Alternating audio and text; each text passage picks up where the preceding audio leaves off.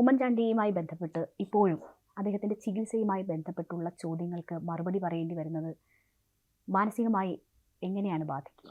അല്ല, അതിനകത്ത് പ്രത്യേകിച്ചൊന്നും ബാധിക്കാനില്ല. ബാധിക്കാനുള്ളത് കഴിഞ്ഞല്ലോ. ബാധിക്കാനൊന്നുമില്ല.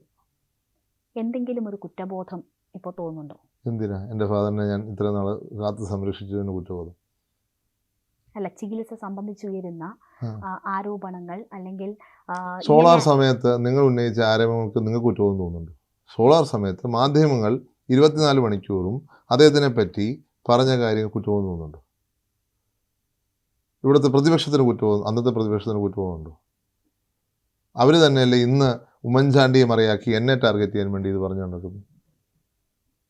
അവർ തന്നെയല്ലേ. ഇപ്പം ഞാൻ കുറ്റബോധം എനിക്കെന്തിനാണ് ഉണ്ടാകുന്നത്? തെറ്റ് ചെയ്യാത്തടത്തോളം ആർക്കാ കുറ്റബോധം? എൻ്റെ മനസ്സാക്ഷി അനുസരിച്ച് ഞാൻ ചെയ്യത്തുള്ളൂ. എൻ്റെ മനസ്സാക്ഷി എന്താണെന്നോ, എൻ്റെ മനസ്സാക്ഷിയുടെ ഉത്തരം എന്താണെന്നോ എനിക്കറിയാം. പക്ഷെ ചികിത്സ എന്നത് മനസാക്ഷി മുൻനിർത്തി ചെയ്യേണ്ടുന്ന കാര്യമല്ലല്ലോ. അത് ഏറ്റവും ഇല്ലാത്ത രോഗത്തിന് ചികിത്സ ചെയ്യാൻ പറ്റുമോ? നിങ്ങൾ പറയുന്നത് മാത്രമാണോ രോഗം?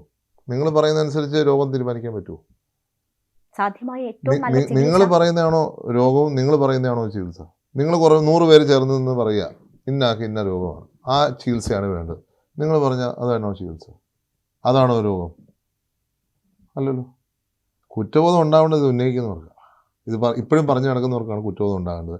ഒരു കുടുംബത്തെ അല്ലെങ്കിൽ ഒരാളെ ഇങ്ങനെ വ്യക്തിപരമായ ആക്ഷേപം നടത്തിക്കൊണ്ട് നടക്കാൻ മനസാക്ഷി വരുന്നുണ്ടല്ലോ എന്ന് അവർ സ്വയം കുറ്റം ബോധിച്ചാൽ മതി, സ്വയം ആലോചിച്ചാൽ മതി.